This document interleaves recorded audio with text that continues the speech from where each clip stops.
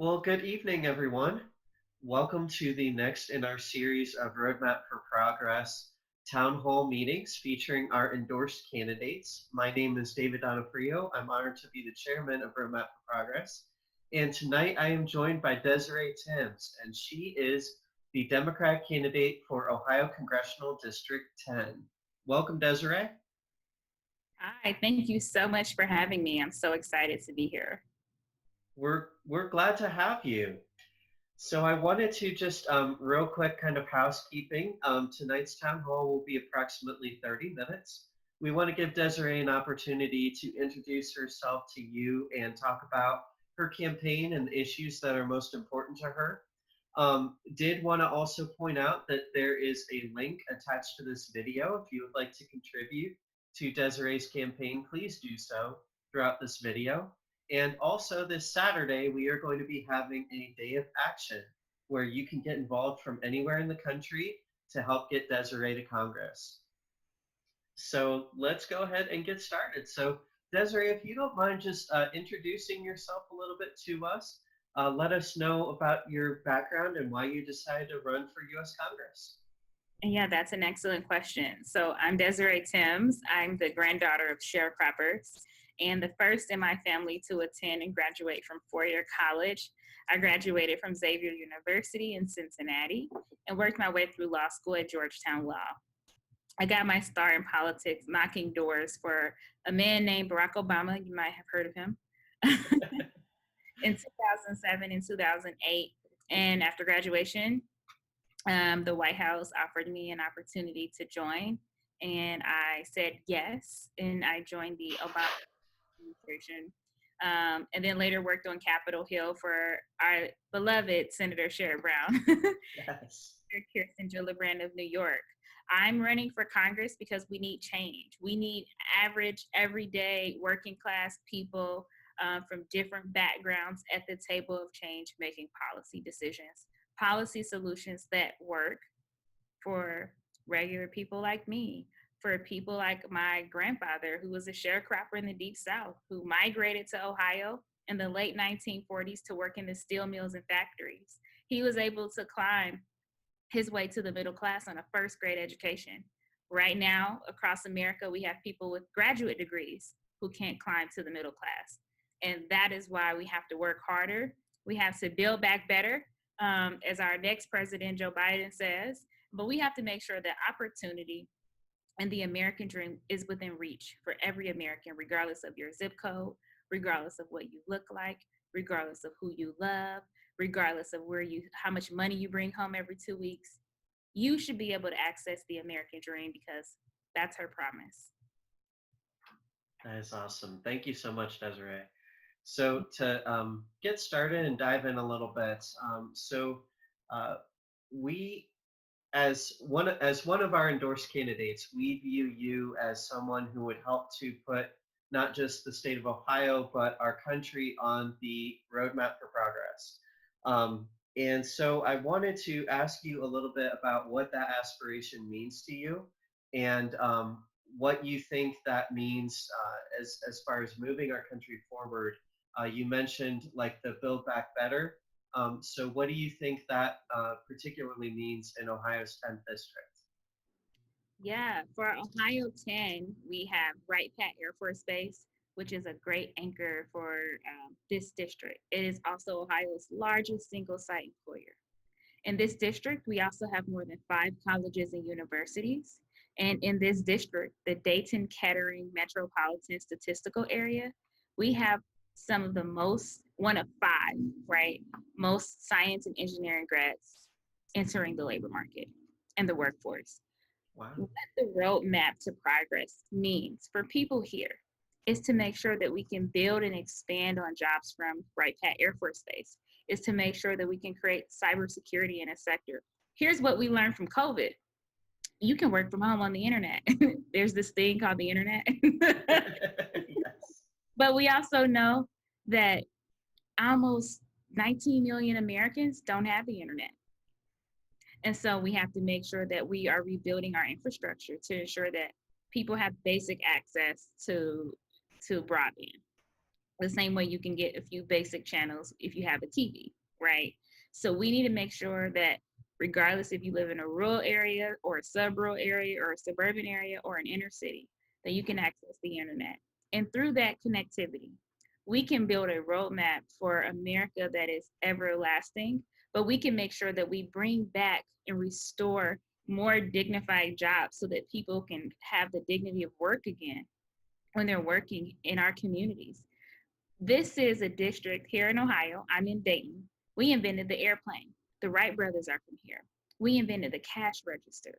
We are the home of inventors. We were once the invention capital, right? So we have to make sure we bring back those values, restore that energy and that entrepreneurial spirit to put people back to work, and not back to work for a wage that's not livable, not back to work to earn income that, one check isn't enough to pay your rent for a one bedroom apartment, not back to work so that you can't afford a car, less a car note, even lesser car insurance to drive back and forth to a grocery store, but to put it back so that we can all live within our communities and be whole.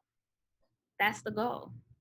So that's what I'm working for. That's what the roadmap to progress looks like for people here in Ohio 10. And I look forward to starting out to build that path. Wonderful. Thank you so much. And I'm glad that you mentioned that because you've even got the Wright Brothers plane in your logo right there behind you. And you said you designed that. Yeah, I really wanted to make sure we had the airplane and the logo to pay homage to the Wright brothers, to pay homage to Wright Pat Air Force Base and all the civilians and veterans, and those who serve are honored and respected, but also to signify and symbolize to people watching, to that little girl. We've never had a woman represent this district before, to see that we invent things here.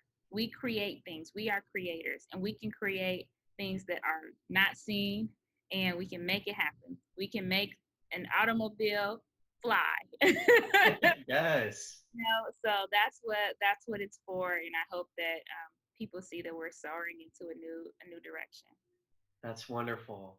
And as you mentioned, like especially you said, giving hope to little girls in your district.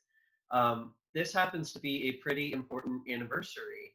And one of Roadmap for Progress's six key values is voting rights, making sure that that right is accessible to everyone. And we were really impressed in your questionnaire about how you approach that. So, would you mind, especially on this important day, giving a little bit of your insight as to what this milestone means to you and what work we still have to do on this topic? Yeah, so 100 years ago, women marched for the right to vote, for the 19th Amendment. But we also know 100 years ago, I still would not have been able to vote. Black women were not able to vote during that time. We are still fighting the same fight today. There are voter suppression tactics being implemented, enacted, created, drawn up right now as we speak.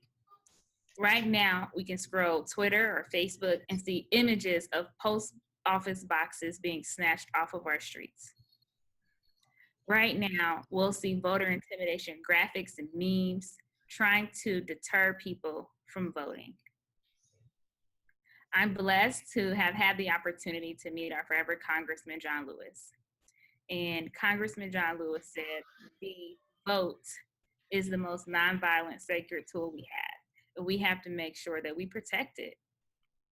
People did not march 100 years ago to have our votes and voices suppressed 100 years later.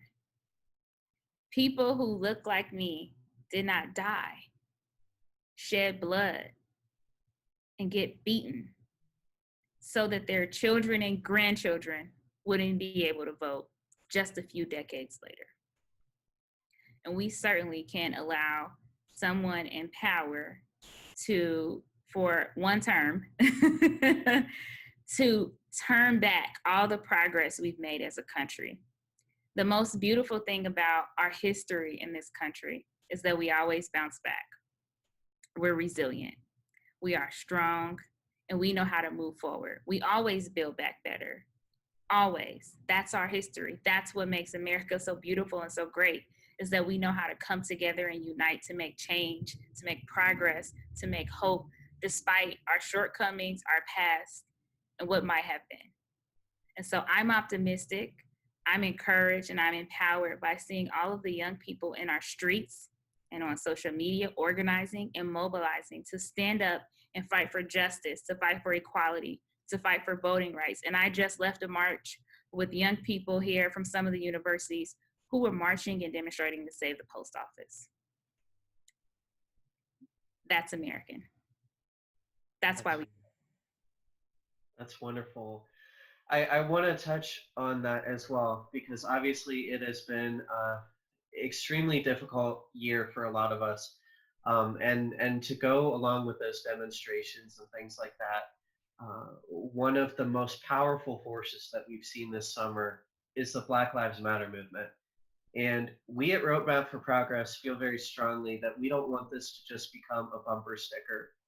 We've already seen some of the marching has died down a little bit, and it's already starting to drift a little ways from people's consciousness. And we want to make sure that this actually becomes something tangible and real, and that we actually make this moment mean something, and that we meet it and give value to it. So if you could mention some of your reflections about what this movement has meant to you, and what we can do to ensure that we actually meet the moment and make it mean something. Yeah, we have to vote. Hmm. It's going to come back to that. The reason why people died to vote wasn't because they wanted to feel equal. The reason why people risk their lives to vote is so that we can apply equality and equity in the law that governs this country. And that's why it's so important for young people, people of all walks of life, to register to vote by mail, to volunteer to be poll workers, to complete the census, because we need to be counted, we need to be included, but more importantly, we need to make sure our voices are heard so that policies that are written into law reflect the voices of the people. Right now, we're seeing pieces of legislation either become stalled on Mitch McConnell's desk or are overturned, blocked, or never enacted because there are people in power, in those positions of power, who aren't listening to the people. They can't hear our voices for diversity and inclusion, for affirmative action. We still haven't lived up to Brown v. Board of Education. Hmm. We still have very, very, very segregated schools in this country. Our communities are still segregated by income, by race, by culture, by zip code. We still have redlining that we're trying to overcome. So we know that Black Lives Matter is more than a bumper sticker, it's more than a chant, it's bigger than the protest, frankly. It is a movement for a change, for social good, to make sure that, again, we live up to the values that so many people have sacrificed their lives for to march forward. That's what it's about. Thank you so much. For anyone who is just tuning in right now, we are speaking with Desiree Tims, who is the congressional candidate for Ohio District 10. And did just want to remind you that you can contribute by clicking the link that is attached to this video. And you can also get involved in Desiree's campaign this Saturday by participating in our Roadmap for Progress Day of Action. And you can look on Facebook and RSVP to that, and we'll get in touch with you and let you know ways that you can help from wherever you are. So I also wanted to touch on the other big topic of the day is the heartbreaking COVID-19 crisis. Um, and this this to me it exposes what we saw of after Ebola, that President Obama put into place a pandemic task force and a blueprint, and that was very quickly overturned by the current administration. And now we're dealing with the consequences of not having a plan and not being prepared. So, as this pandemic continues on, with who knows what's going to happen this fall and winter, but even looking toward the next possible crisis in healthcare, what do you feel that this pandemic has awakened in your community? And what do you feel that we need to do as a country to be better prepared and um, ready for, heaven forbid, the next thing that could come down the line? Well, we need to follow the science. Let's start there. Here in Ohio, we have more than 100,000 positive COVID cases. Here in Ohio, we've had nearly 4,000 people die. Here in Ohio, we have, thousands of people admitted to the hospital and more in ICU. We have to fight this thing together. We're at war with an invisible enemy, and we're not alone.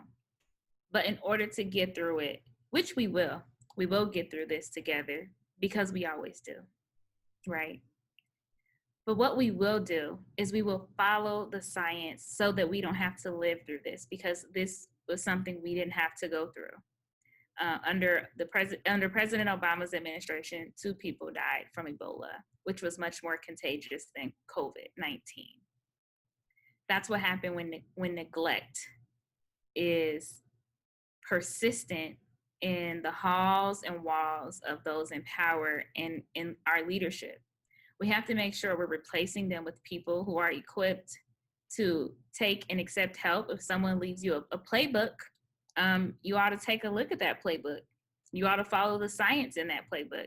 If you have a doctor, an infectious disease expert on your team, you ought to listen to the infectious disease expert on your team, especially when you aren't a medical doctor. We've seen mistake after mistake, and unfortunately, people have died. People have died who didn't have to die. That means we have to make sure that they didn't die in vain. We have to fight for them. We have to win this battle with this invisible enemy. We have to wear our mask. We have to maintain a social distance. And we have to make sure that people can vote from home so that they don't continue the spread. That people feel comfortable exercising their constitutional rights, and staying safe and not risking their lives, because so many people have already died. And we just can't let them die in vain. We have to fight. We have to follow the science, and we have to get through this together. I'm optimistic about our future, and we'll get through it. But we're going to have to fight. We can do it. You're absolutely right.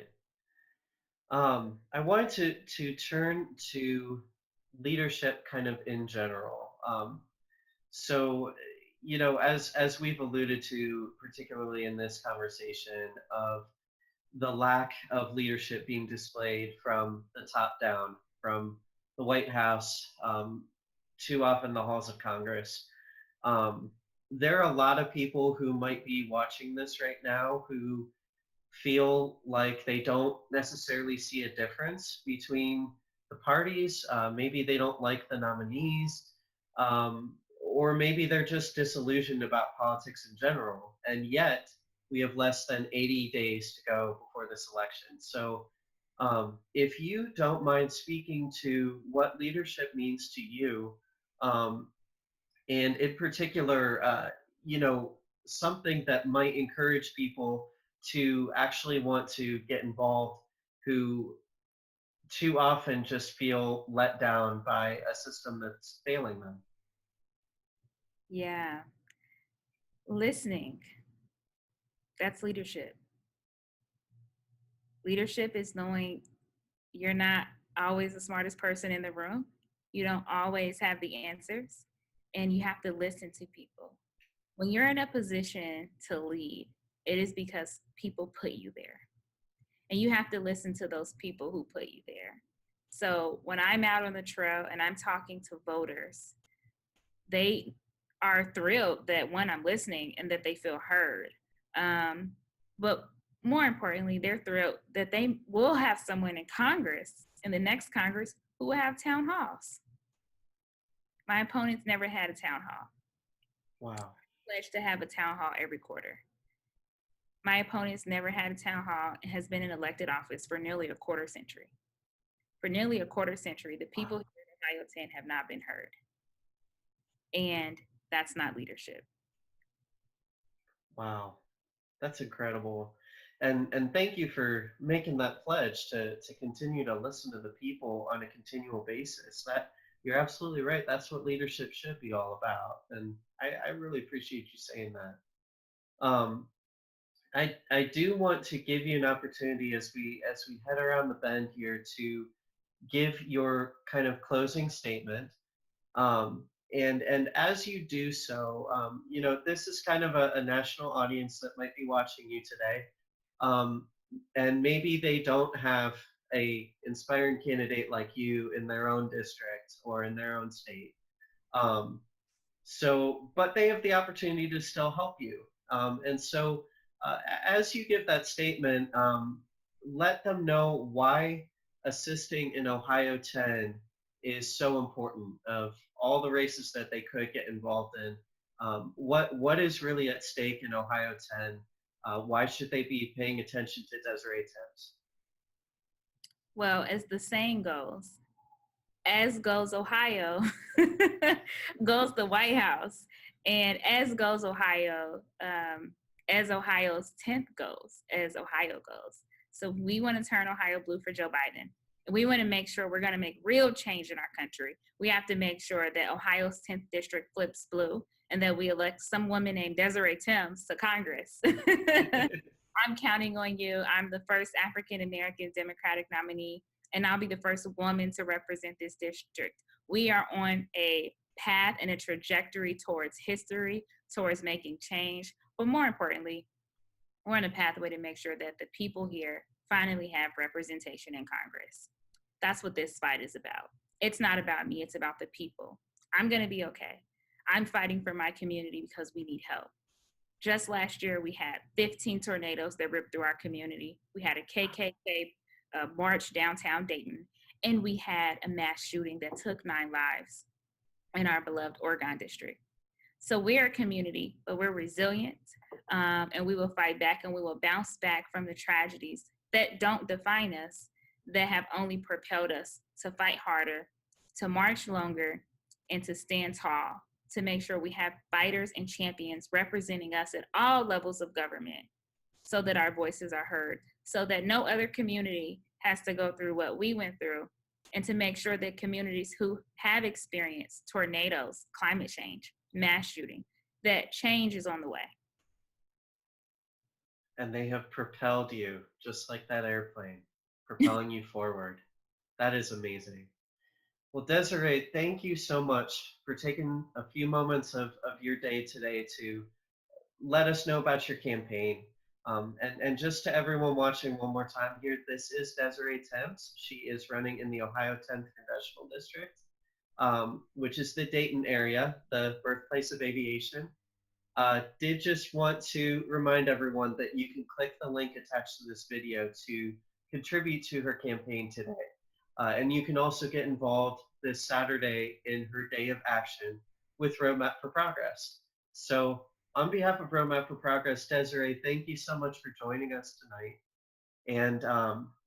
and thank you. Best of luck in your race. Thank you. I'm excited to be here, and I look forward to working with you guys this Saturday. Let's phone bank. Let's do it. We're excited to be there for you. Yeah. All right. Thank you so much, everybody. Have a great evening. We'll see you at our next town hall.